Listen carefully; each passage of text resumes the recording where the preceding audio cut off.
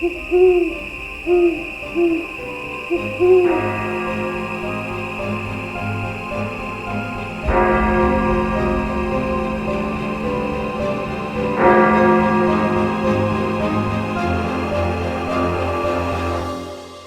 12 past 3.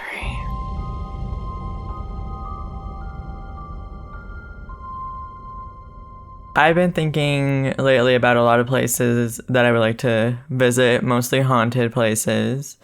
I was wondering if you had a list or a top one that you would like to visit. I definitely have a list.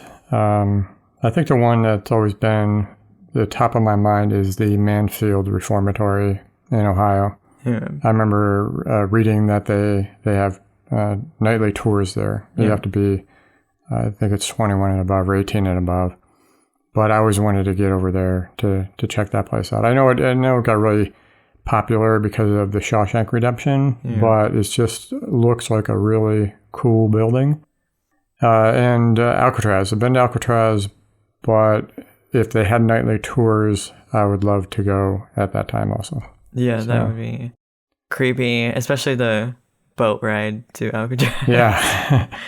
Not sure I would want to take that at night. I think I would want to get there before the sun went down. And then, I don't know, something about being on the open water at nighttime sounds kind of scary. But you get the full experience. Leave when it's nighttime, like you're escaping prison. And no thanks. I'd rather be on dry ground. So is it 21 and up because you need to like drink to get through nightly tours? It might be 18. I think you just have to be an adult. I think they're probably liability issues, not drinking issues. Liability? Yeah, and we'll get somebody hurt or somebody have a heart attack because they saw a ghost and got scared. Oh, well, good to know you gotta, have a waiver to go into a building. Yeah. How about you? What's your top place? I have multiple places, like you said. Definitely most back east. I definitely think that their buildings are a lot nicer and more history, very spooky history. But definitely one of them is the Lizzie Borden house. I heard that it went up for sale recently. Do you know how much it was, or? I think it was around, I want to say $2 million. $2 million? Yeah. Oh my God. Does it come with the axe? That I don't know. I mean, I'm pretty sure the axe is in there because it is a museum or a bed and breakfast or something like that. Or how they list that on the Zillow. Yeah, it has 3 stories, basement, axe.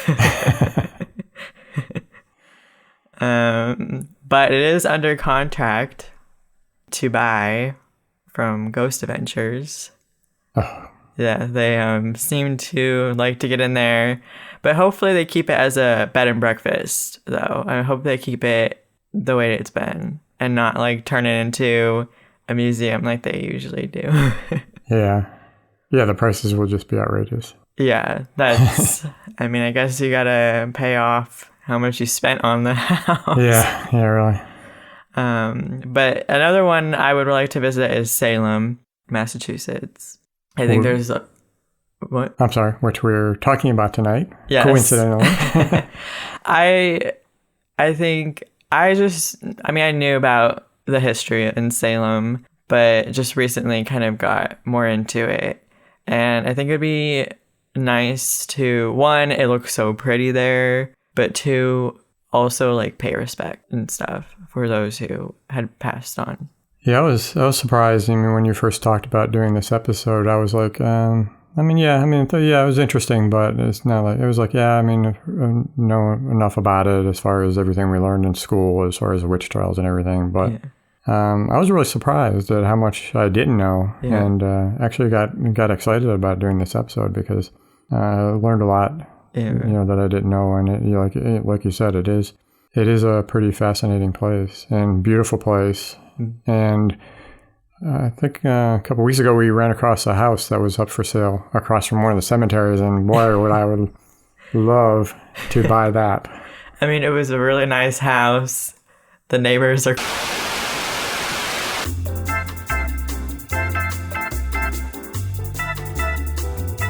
All right, we had a little bit of a power issue there with the recording equipment. I won't go into the problem. I don't think it was my fault. I think it was either Lizzie Borden or the Salem witches.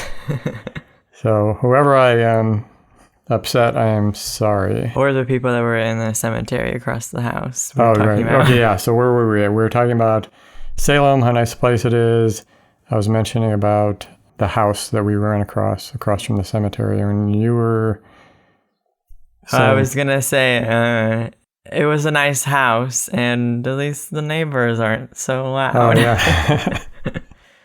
That's a definite, yeah. Yeah, it looked like a big cemetery, too. Oh, and while I was fixing the technical issues, you were actually looking up the Lizzie Borden house, and what did you find on that? I was making sure that I got the price right, that it was for $2 million, and on Realtor.com, it says that it is for $2 million, but the axe is not included. Okay, so there's your answer. So lesson learned. This is my puberty again. Lesson learned, my jokes aren't always as original as I think they are. Well, I mean, it's a valid question. Yeah, anyway, so where were we? So I'm going to be talking about the actual Salem witch trials tonight. Okay, let's just get started because I'm a little frazzled with the power outage and potential hauntings. Curses that are coming my way. No, it's okay. We want to remember you and to respect you. The witches, not you. Yes. What? You're not going to respect me? We'll respect you, okay. but... All right, go ahead. So as early as the 14th century, belief in the supernatural and the devil's practice had started in Europe. Life in the rural Puritan community of Salem Village, which is present-day Danvers, Massachusetts, included the aftereffects of a British war with France in the American colonies during 1689, a smallpox epidemic, and a long-standing rivalry with the more affluent community of Salem Town, which is present-day Salem. The Salem witch trials were fueled by suspicion and resentment toward their neighbors, as well as the fear of outsiders. Suspicion and resentment to their neighbors? Yeah, like being attacked and everything. By their neighbors? Well, no, like neighboring towns. Oh, okay. That's it. Well, what kind of community is this where you can't even trust your neighbors? And crap, what year was this? This 1690. Well, the trials are in 1692. This was during the 1689, so this is pre. Right, yeah. So the Salem witch trials began during spring of 1692. A couple of girls, 9-year-old Elizabeth Paris and 11-year-old Abigail Williams in Salem Village, Massachusetts, claimed to have been possessed by the devil and accused many women of witchcraft. So they were the daughter and niece of Samuel Paris, which was the minister of Salem Village. Oh, that's interesting. So yeah. I mentioned him and the slave. Yeah. That was one of the accused, but I didn't dig into the actual trials. And it's been a long time since I've been in school, so I didn't realize it was them that started all of this. Yeah. You know, speaking of, like, not to get off on a tangent, but I don't really remember learning much about the Salem witch trials. Oh, really? Yeah. That was a big thing when I was in school. But was that during, like, you living back east at the time? So I feel like growing up on maybe the west side. Or maybe because it had only happened a few years before. Oh, my gosh. Anyway, we won't talk about how old I am. Yes, you're hundreds of years old. Yes. They had fits of violent contortions and uncontrollable outbursts of screaming. A local doctor, William Griggs, diagnosed bewitchment. Other girls, Anne Putnam Jr., Mercy Lewis, Elizabeth Hubbard, Mary Walcott, and Mary Warren began to experience similar symptoms. In late February, the arrest of Paris's slave, Tituba, and 2 other women, a homeless beggar, Sarah Good, and a poor elderly lady, Sarah Osborne, was made. These were women that the girls accused of bewitching them. These accused witches were brought into court with these magistrates, Jonathan Corwin and John Hawthorne, and questioned. Their accusers were present in the courtroom displaying spasms, contortions, and screaming. Both Sarah Good and Sarah Osborne denied their guilt while Tituba confessed. Tituba claimed other witches worked alongside her in service of the devil against the Puritans. A wave of hysteria spread throughout colonial Massachusetts, and a special court assembled in Salem to hear the cases. Others, including Martha Corey and Rebecca Nurse, upstanding members of the church, and the 4-year-old daughter of Sarah Good, were accused. A 4-year-old? Yes. I did not know that. I don't think they taught us that in school. No. What was the 4-year-old doing that she was accused? Or did maybe one just... of the fact that a bunch of young girls could start this hysteria because of whatever reason, they were pissed off at somebody or decided to get vengeance on somebody, and now they're mad at this 4-year-old? Maybe the 4-year-old was being annoying. I don't know. I think it might be of association, too, because she was the daughter of one of the other witches, or one of the other women who were accused of being a witch. Yeah, but, okay. I guess in what world does a 4-year-old... What does a 4-year-old do as a witch? I don't know. Okay. Several of the accused confessed, and the trials began to overwhelm the local justice system. Does she curse your juice box or something? Maybe it was more of, every child's dream is to be able to fly, so maybe she just wanted to fly a broom. Yeah. Okay. So what's the harm in that? I don't know. Sorry, go on. Or 4-year-old, So several of the accused confessed, and the trials began to overwhelm the local justice system. On June 2nd, a woman by the name Bridget Bishop was the first convicted witch and hanged 8 days later. 5 days after, a respected minister, Cotton Mather, wrote a letter for the court to not allow spectral evidence such as testimonies about dreams and visions. The court ignored the request, and 18 others followed the Salem's Gallows Hill, while around 150 more, including children, were accused the next several months. So do you know if... I'm going back to this children and the 4-year-old. Do you know if they actually ended up in prison? I don't know. I mean, it said 150 more. Well, they were accused. I don't know if they were. I'm pretty sure they were in jail. There were a lot of them in jail. All right. For something that was so dark in our history, that just lends another level of darkness. Yeah. And I don't remember, of course I didn't pay much attention in school anyway, but yeah, I don't remember that at all. And I would be surprised if they even mentioned it. Yeah, I didn't read anything about where they went. I mean, I'd be interested to reread The Crucible to see if anything is mentioned in there or if it was totally censored out. Is that about the... Yeah, that was the play by Arthur Miller. That's what we had to read in school. 7 others that were accused died in jail, while 80-year-old Giles Corey, who was Martha's husband, was pressed to death by stones for refusing to enter a plea. So he was just laid out, stone by stone, placed on top of him until he died. Who comes up with these? They had very interesting methods of torture and execution. I do mention Giles also in my segment, and it was talking about how it took 2 days for him to die. That's crazy. Yeah, it's crazy about, okay, so they're accusing them, but he, as far as I know, he hasn't done anything, or at least nothing that they're aware of, just suspicion. So they're going to torture him for 2 days while they're killing him? Again, it could be because his wife was accused, so it could be by association. Still, I'm just, okay, well, first of all, the hangings were wrong and the killing was wrong, but then, which the hangings were awful in themselves because it wasn't like they were hung and their necks broke and they were dead. It was they were hung and they slowly suffocated. Yeah. But then to press somebody to death for 2 days I'm sorry, they were hanged, Yeah. not hung. Yeah, so my little the little grammar lesson for today is hanged refers to when death is involved. Hung is when death is not involved. So you're hanged by the rope. Yeah. Or you're hung to the rope if there's no death intent.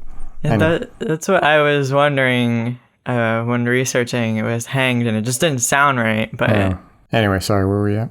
Oh, we were talking about the guy who was pressed to death by stones. Yeah, Giles. Yeah. Now, your confusion with children is one thing, being accused.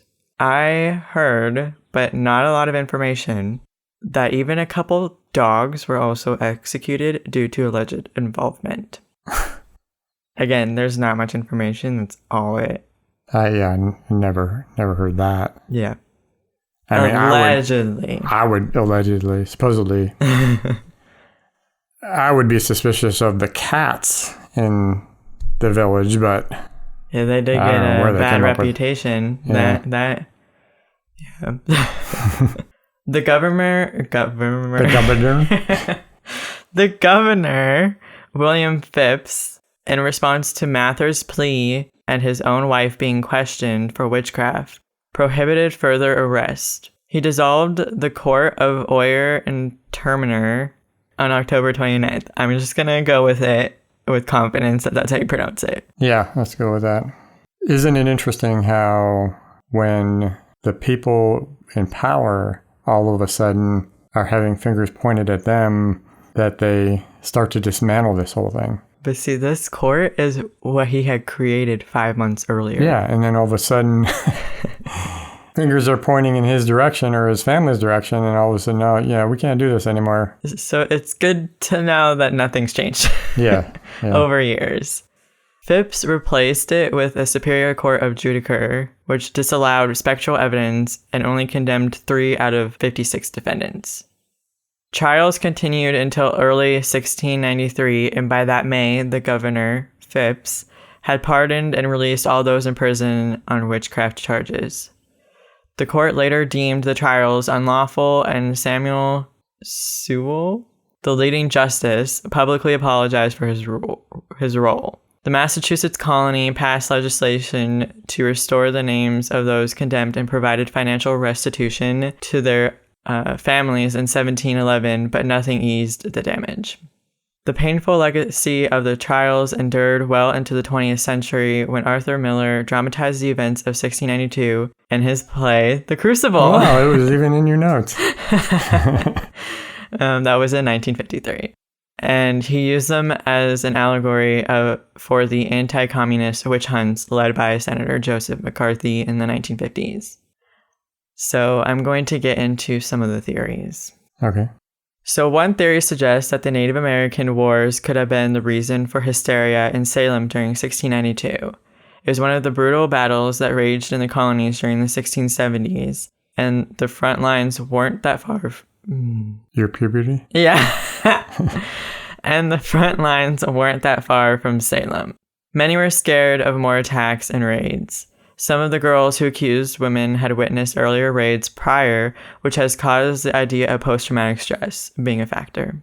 Historian Mary Beth Norton, on the other hand, believes the town officials were trying to blame the devil as a threat than blaming their own weakness for several failed military campaigns against the Native Americans. Another theory is that some sources suggest that the girls that were acting strange may have been frightened by fortune-telling games. At the time, children were restricted of all forms of play and were expected to do chores and study the Bible. The boredom from this may be what got them interested in fortune-telling, which was introduced to them by the slave named Tituba. It is believed that they had guilt and fear for their involvement in these forbidden activities, that they started to purposely act strange. I remember reading about how strict the Puritans were, and the kids, playing was out of the question. Yeah. When I was reading about the witch house, the Corwin, and it was talking about how he had brought in some toys or, had them shipped over from Europe or whatever for his kids. double standards, I guess. But yeah, but in general, they were talking about how kids weren't supposed to play or anything. So I guess idle are the devil's hands. Boredom. Yeah. A theory in the 1970s was that a hallucinogenic fungi is what caused the Salem witch trials to take off. The fungus ergot can be found in rye and wheat under the right conditions and is now sometimes used to create LSD. It is known to cause convulsions, hallucinations, and pinching sensations. This may offer an explanation for the symptoms of people who claim to be bewitched. The theory of ergot poisoning was introduced by Linda Caparel, which isn't as far-fetched as some may believe, since the weather conditions during the winter of 1691 and 1692 in Salem were just right for ergot to grow. Studies have found that children are more susceptible to its effects, but we will never know for sure what the cause of Salem witch trials were, so the curiosity of this piece of history will continue as much as it did centuries ago. I had just happened to run across that when I was doing my stuff, and I had read that they were suspect of the whole fungi thing because they didn't have any of the other symptoms of the disease. It was a controversial theory. Yeah. You mentioned earlier you wanted to you had run across some stuff about pentagons. Pentagons. Yes. Pentagrams? Yeah. Okay. Yes, we're going to talk about shapes today. Okay. Sharkman. Oh, okay. Yeah. So I had a question. What you think of when you think of pentagrams? I think of... Pentagons. The Pentagon. No. I think of the Hex Girls. Hex Girls. Scooby-Doo and the Witch's Ghost. We must have watched that 100 times when you were a kid. I was going to bring that up. I love that. I mean, they call it Oakhaven, but you know it's Salem. Yeah. So Sally, Thorne, and Luna. So anyway, so that's what I think of when I think of pentagons. Well, I would not have guessed that. I don't even think I ever really thought of them. Shocker. They're Wiccans. Yeah. But I usually think, which I think a lot of people do, it representing evil and Satan, but that is actually not the case. Well, that's how it's portrayed, right? Yeah. In movies and everything. Well, I'll get into. Okay. Not into movies, but... So the 5-pointed star had been used in ancient China and Japan to symbolize the 5 elements of life, which was fire, earth, metal, water, and wood. And it was believed to have magical properties. Early Christians used the pentagram as a representation of the Star of Bethlehem and represented harmony, peace, and health. Somehow, it had evolved into this symbol of Satan worship. The pentagram dates back to 3500 BC in Mesopotamia, found inscribed in pottery and various artifacts. I did not know that. I knew that it wasn't what it had, it was portrayed as, the evil symbol that everybody, but I didn't really know the details of where it came from and what the history was. Well, it's kind of like the Ouija board. Everyone thinks that's... I guess we go by, what we're taught, which we're taught everything from movies. Yeah, unfortunately, but that seems the best education. The pentagram has turned in modern times into a symbol of harmony and spirituality. Some temples of the Church of Jesus Christ of the Latter-day Saints are decorated with the pentagram. In ancient Babylonia, the pentagram was used to represent the various gods and different religious beliefs of Babylonian culture. During the medieval era, Christians began to use the pentagram as a symbol of the 5 wounds of Christ: crown, hand, and feet. It was used to ward off evil spirits. For several hundred years after Christ's death, the pentagram was adopted as a symbol of the Catholic Church. During the Inquisition period, there was much violence and upheaval of the Christian church, and if people did not conform of the church's laws, they were executed. This is the time when the pentagram and paganism were associated with Satan worship and believed was tools of the devil. Goats were at times sacrificed by devil worshippers, and the pentagram was associated with the goat's head when horns were placed upright on the pentagram. Pagans went into hiding and secluded themselves from the religious persecution and witch-burning trials that haunted their everyday. Wiccans have adopted the pentagram and used it in symbolism of the four elements, air, water, earth, and fire, and believed the fifth point to balance and create the fifth element of spirit. The pentagram ring is a popular talisman worn by Wiccans and pagans alike. Many Wiccans utilize the pentagram frequently on altars, clothing, ritual tools, and other decorative symbolism. They also view it as a star of life and often represents the feminine energy. Now, the inverted pentagram was adopted by the Church of Satan as its logo, usually depicted inside of the circle with the goat's head inside the star. It is also said to represent rejection of heaven and all things spiritual. Latter-day Saints and Wiccans use both upright and inverted pentagrams in rituals and ceremonies. You know, it's a lot easier to recognize an inverted cross and know that's evil than to, look at a pentagram and go, oh, wait, that's upside down. I mean, it's like an upside-down star. Yeah, but it's not as noticeable. I mean, you really have to look at it to notice that it's upside down. So it's just, okay, the pentagram is evil. And again, I think it goes back to movies and stuff. But yeah, well, and devil worshippers claiming it as their own. Yeah.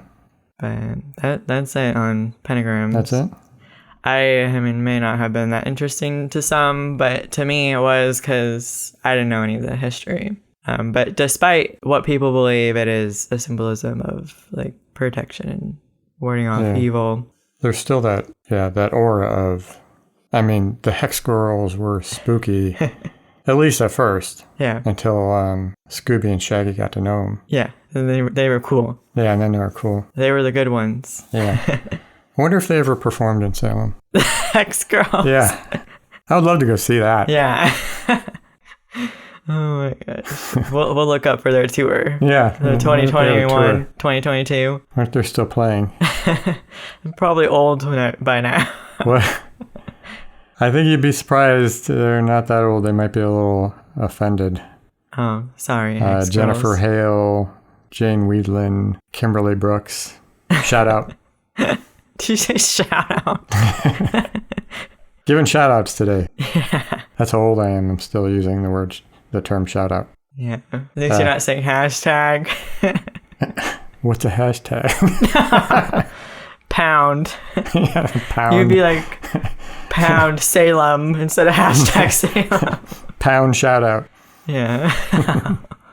Okay. So where am I? This has been a crazy. Obviously, how old Salem is, tons of ghost stories as you would expect, right? Yeah. But I was trying to stick to the ones related to the actual witch trials. Yeah. Because otherwise, there's a lot to pick from, but I wanted to stick to that. Pound shout out. I read the book Ghost of Salem from Sam Baltrusis. Good read. So I just wanted to do the little book club thing. Book club. So we have movie reviews, book club. No, pound movie reviews. Pound movie reviews, pound book club, pound grammar lessons. What else do we have there? So I think our little show's shaping up here. We did talk about a play. Okay, we talked about a play that we couldn't remember. Okay, so anyway, to me, the most fascinating thing about the time of the trials were the people involved. I mean, to me, it was almost like reading a novel. Yeah. The characters were so insane. Characters. Yeah, well, I call them characters because they were characters out of a novel. Yeah. Because they're just so unbelievable. Yeah. So you had George Corwin. So he was the sadistic sheriff. He's the one who took pleasure in torturing the accused, harassing their families, extortion, harassing Giles Corey. We were talking about the man who was pressed, right? So he tormented him while he was being pressed. And like I said, it took him 2 days to die. Before he dies, he curses the sheriff and the town. The sheriff ended up dying 4 years later, in 1696 of heart problems. And he was only 30 when he died. So he was 26 when he was doing all this. That's crazy. That time period, dying at 30 might not have been that unusual, but supposedly, allegedly, the sheriffs in Salem throughout the years have had blood conditions and heart conditions. So when Corin dies, the family puts his body in the basement of their house.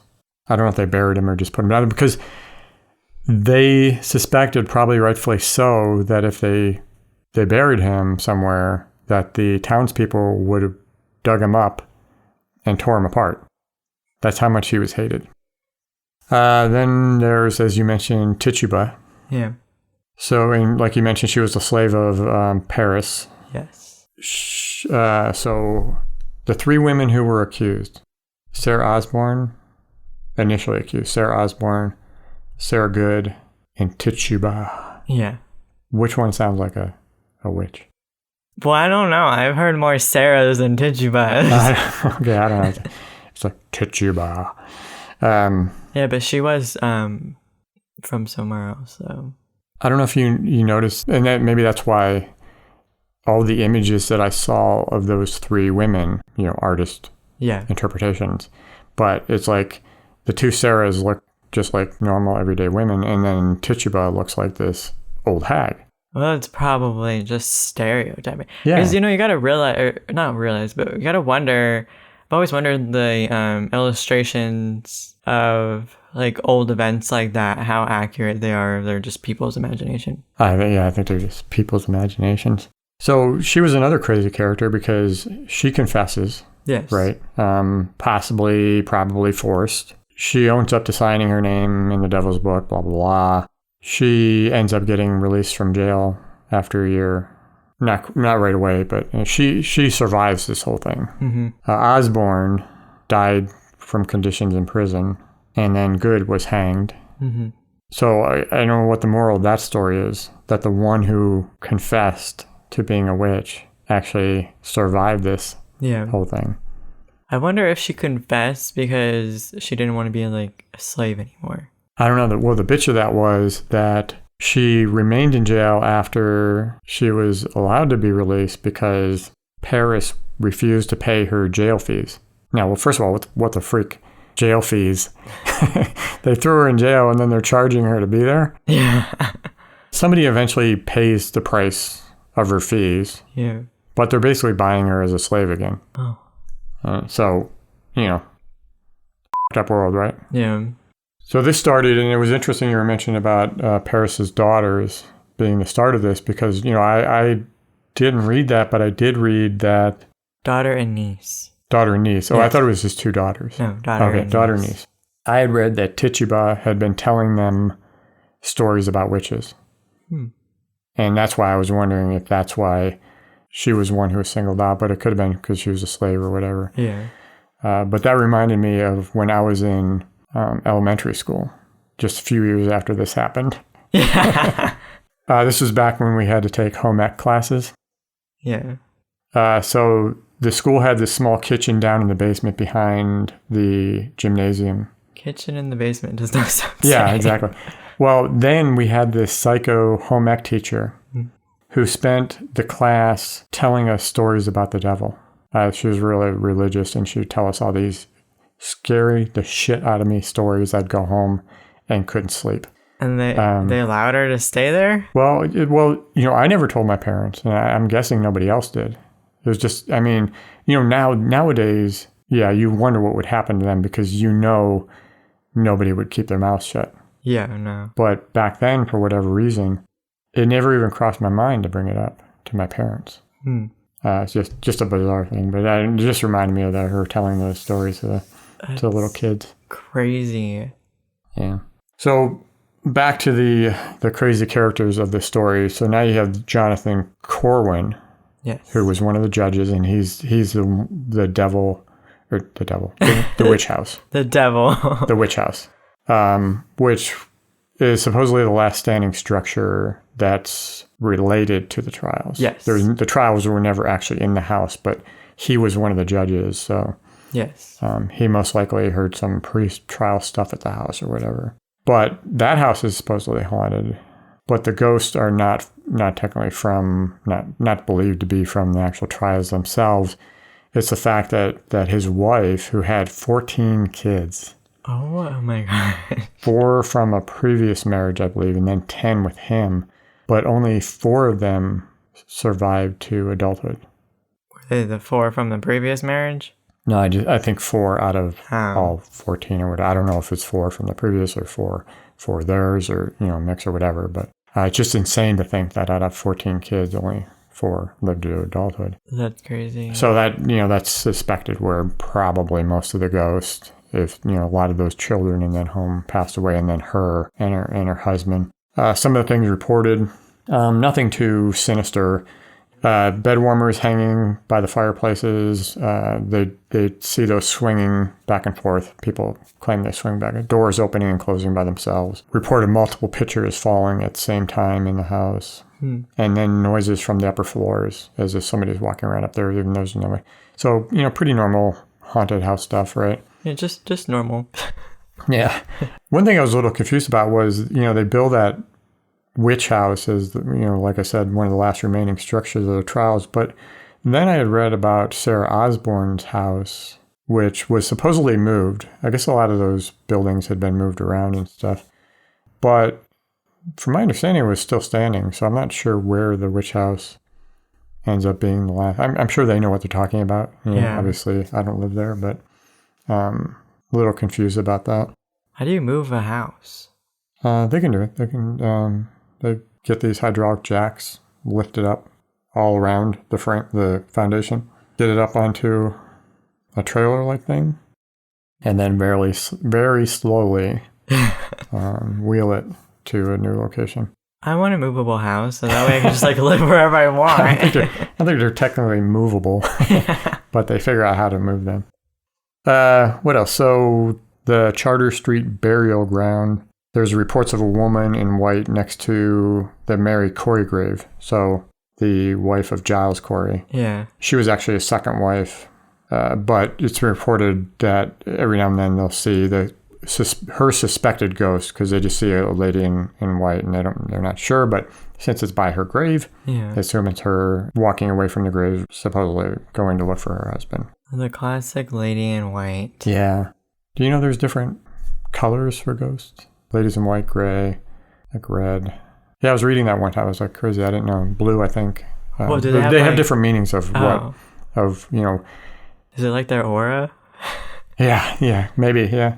I'll look that up and give you some more detail. That's one of these episodes. I've only ever heard of the lady in white. No, yeah, I was surprised. I ran across that in an article, and they were talking about the colors of ghosts of ladies in white, red, gray. Is it like a scavenger hunt or something like that? Like a game where white is the most common and the other ones are rare. You gain extra points if you find them.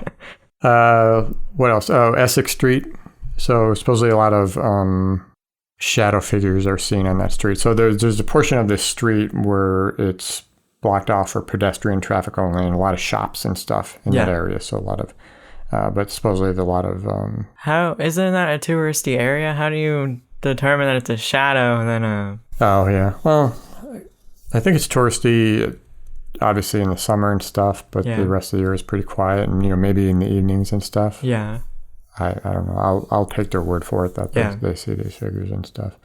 So that was it. I mean, some pretty interesting ghost stories in there. And like I said, there's a lot that were not related to. Yeah. A couple of things that did strike me as odd.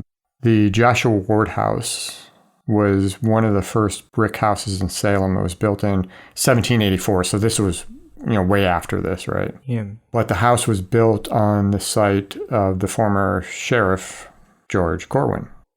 Wasn't going to bring this up, but there was just something that I thought was really interesting. about a story about that building. And it is kind of related because, like I said, it was built on top of the foundation of his house. Yeah. But at one point, it was an office building, and they were having a Christmas party there.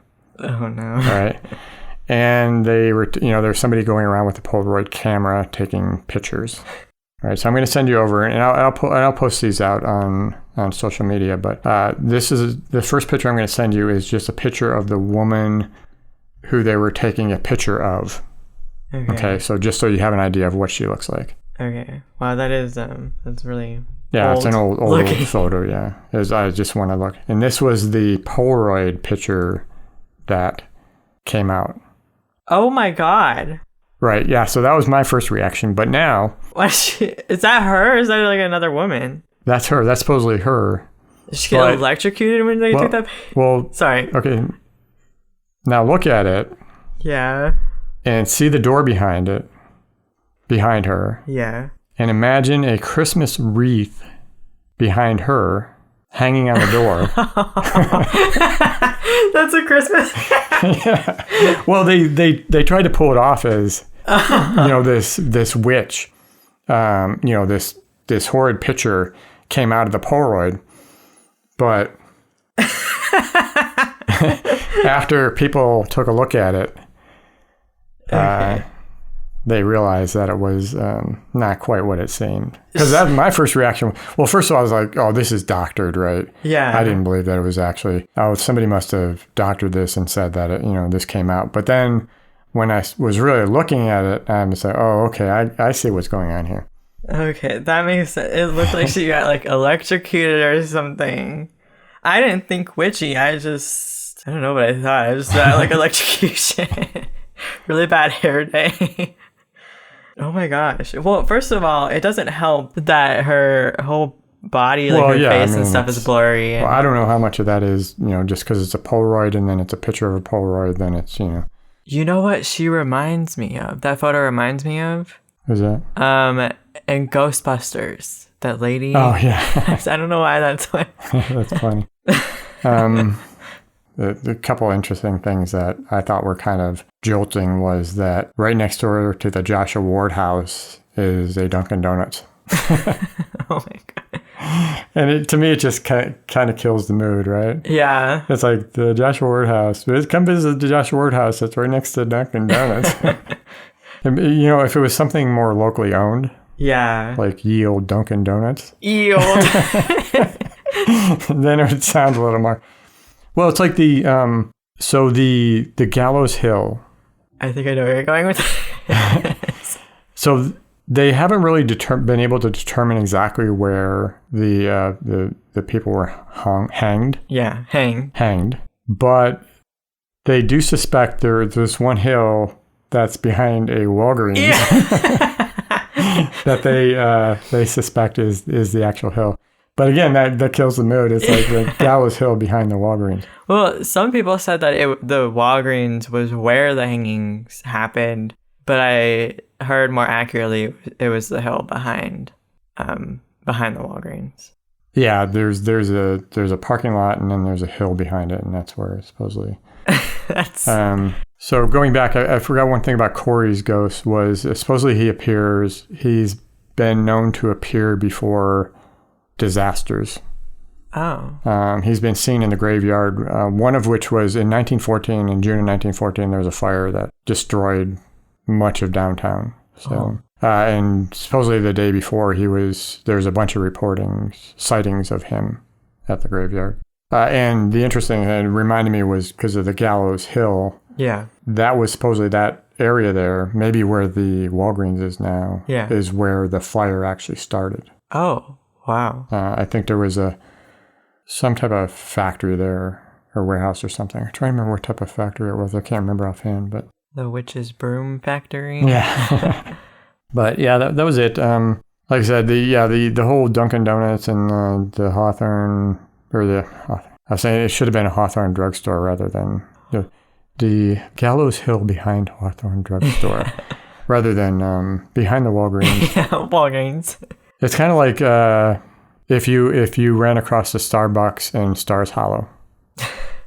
No. Wouldn't it kill the mood? Yeah. Yes, it would ruin the town. Yeah. But yeah, that was it. What's that? I was just thinking of Starbucks and... Fascinating town. I really wonder how or what it's like to live there being a touristy place. Yeah, I wonder because I feel like in my head I'm like, oh, it seems like it'd be like a really nice place to live aside from it being like super touristy, especially if you have to like work or, you know, go through the tourist areas to like get somewhere. Yeah. But I wonder if people who actually live there feel like it's a cool place to live. Yeah, I'd really like to know. Yeah, because kind of like any tourist area, they look really beautiful. But yeah, you wonder how you could handle, you know, all the people that are there. But I guess it's only for, you know, well, I guess the winters are pretty quiet. Yeah, but I mean, then you really can't go out and do stuff because it's winter true, and yeah. snowing. Yeah, I don't know. That'd be interesting. Like I said, it's a shame because it does look, it's beautiful and some beautiful houses and beautiful buildings there. I think it would be nice to like live near Salem so that way you're not really stuck in the touristy area, but you can visit it whenever you want to. Yeah. Maybe there's some areas that, you know, like I said, there's a lot of beautiful homes and a lot of streets. Maybe there's some areas that, like you said, unless you have to go somewhere, like the downtown area. Like it looked like the witch's house, that whole area is kind of like a commercial area. Yeah. And I imagine a lot of traffic and stuff. Well, like, I don't know. Have you heard of Hocus Pocus, the movie? Oh, yeah. I was reading about it. I've never seen it, but I certainly have heard of it. I just recently watched it because I had interest in Salem. I know it's nothing to do with the history of Salem, but the house from Hocus Pocus is actually in Salem. Right. And it's a huge tourist area. And one of the buildings, too, I think was briefly... the school. I don't know if there was anything else. Library, maybe. I don't know. Yeah. I know the school, I think, is there. I did read that. I had no idea. Like I said, I've never seen it. Yeah. So, as long as you brought it up, what did you think of the movie since we haven't done a movie review this week? It wasn't bad. A lot of people are going to hate me after saying this, but I don't understand. I think it was overhyped. It's not bad, but I think I was a little disappointed because it was overhyped. I imagine because it was who was in it that... yeah. I don't, but yeah, I won't. And it being in Salem, too. Oh, yeah. But yeah, I mean, it's interesting. I just think it's a little hard because I want to visit Salem. I have interest in like the shops and stuff and the history, paying respects and stuff like that. But it's kind of sad because it's such a touristy area because of all the deaths and stuff. Yeah. And I agree with you. Now, you know, I never really had that much of an interest to go there. Yeah. I just didn't think there was much there to see. But now I do have an interest in that. Yeah. Especially if the Hex Girls are going to play there. But like you said, I almost feel bad because, you know, I think of it in reverse that if I was living there, how I would feel with all of these tourists. Now, some people, they live and die by the fact that their businesses are dependent on these tourists. So it might be great for them. And maybe all of the people there, you know, just love the atmosphere or whatever. Yeah. But I would go there feeling like I'm invading their space. Almost like, right? Because I would love to walk down the streets and look at some of look at the houses, not just the popular ones like the witch's house or... Yeah. I think it wouldn't be too bad because I definitely want to go there with the intention of visiting the memorial and paying respects. Yeah. Just because of how horrific, you know, they died. And I think going with the intention of, you know, appreciating the architect back there and... paying respects. I don't think it'd be like too much. I can see that. I definitely want to visit some of the shops because they look nice. But yeah, I'd be more interested in just walking around and looking at the scenery and stuff. Yeah, definitely paying respects. Here I'm talking about all the beautiful houses and the architecture and kind of glossing over the fact that this whole thing started with people who were just... We didn't even talk about, you know, other than a few of the theories, how they could possibly just let this hysteria, you know, go crazy. Well, the thing is that it's not even like the first one or even the last. No, yeah. of like witches' trials. It'd be interesting. The only witch trial that I ever heard of in school, because you talked about you learning the Salem trials. The only ones I heard, I don't know where it was, but it was where, you know, like if you float, then you're a witch. But if you like drown, then you're not a witch, but you know, you die anyways. So the water. Yeah, I was reading that one of the men accused had recited the Lord's Prayer, and then everybody was confused because a witch should not be able to do that. Yeah. But I don't know if he got away or if they said, oh, well, not sure why, but we'll go ahead and kill him. Yeah, I wouldn't be surprised if they killed him. Alrighty. Is that it? We got everything? I think so. Alrighty, well, thank you again for joining us. Thank you for listening. Make sure to visit next week for more weird and creepy stories. Don't forget to follow us on Twitter and Instagram at 12past3 or email us at podcast@12past3.com. Good night. Good night.